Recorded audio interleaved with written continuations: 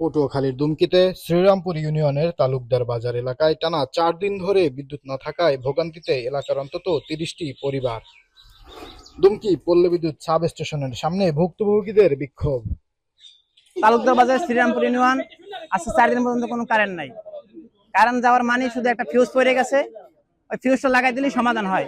বিদ্যুৎ অফিসে কমপ্লেন করা হয়েছে, বারবার অভিযোগ করা হয়েছে, একবার না শত বার ফোন দিয়েছি আমরা। আমি একা না, আরো এলাকার 30টা আমাকে মিটার ওই ট্রান্সমিটারের আওতায় সবাই আমরা ডিস্টার্ব করছি তাকে। তারা বলতেছে যে যাইতে আছে, যাইবে আনে। আবার আমার একটা ছেলে আছে মুরদি ইউনিয়নের 5 নম্বর ওয়ার্ডের, মিল্লাত করে নাম, ওরে বারবার ফোন দেওয়া হয়েছে। আরে ফোন দেওয়ার পর বলতেছে যে ভাই আইতেছি, লাগাই দিমু। আরে নাকি অফিস, দুমকি অফিস থেকে বলে টাকা পয়সা দেওয়া হয়, আরে বলে রাখছে, ও বিল কাগজ আনে।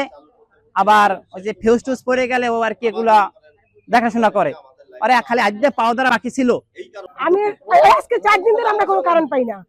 আর ওই অফিসে ফোন দিলে 5 মিনিট 10 মিনিট দিতে আসি, এই তো আইতে আছে, আমাকে এগুলো করে থামাই রাখে।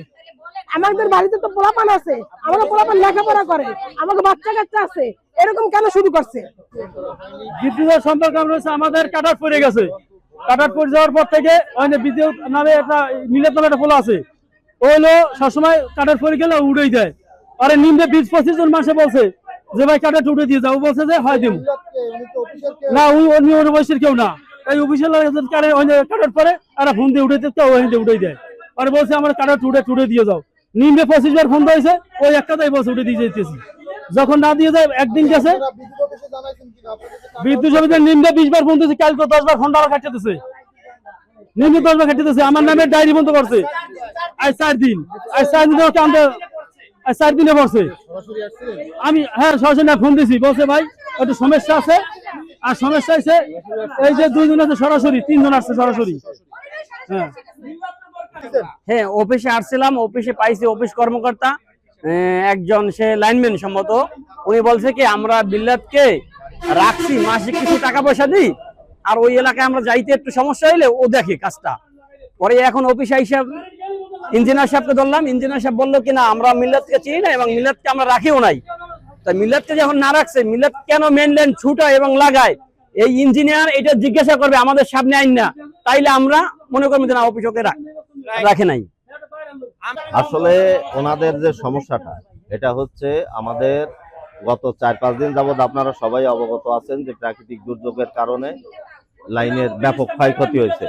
ঠিক আছে, এখন আমাদের এই লাইনটা গোড়াঘাট থেকে, বিশেষ করে আমরা ব্যাকবোন লাইন চালু না করে আমরা তো শেষ প্রান্তে বিদ্যুৎ পৌঁছাইতে পারবো না। আমাদের ম্যাক্সিমাম জানেন আপনারা, শ্রীরামপুর বাজারেও খুঁটি ভাঙছে, গাছ পড়ছে, বিভিন্ন জায়গায় অজস্র জায়গায় তার ছেড়ে আসে।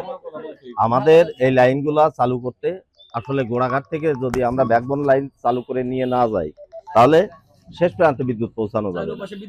আর আমি যদি শেষ প্রান্তে করি, লাইন চালু করি, তাহলে আপনার বিদ্যুৎ পাবেই না।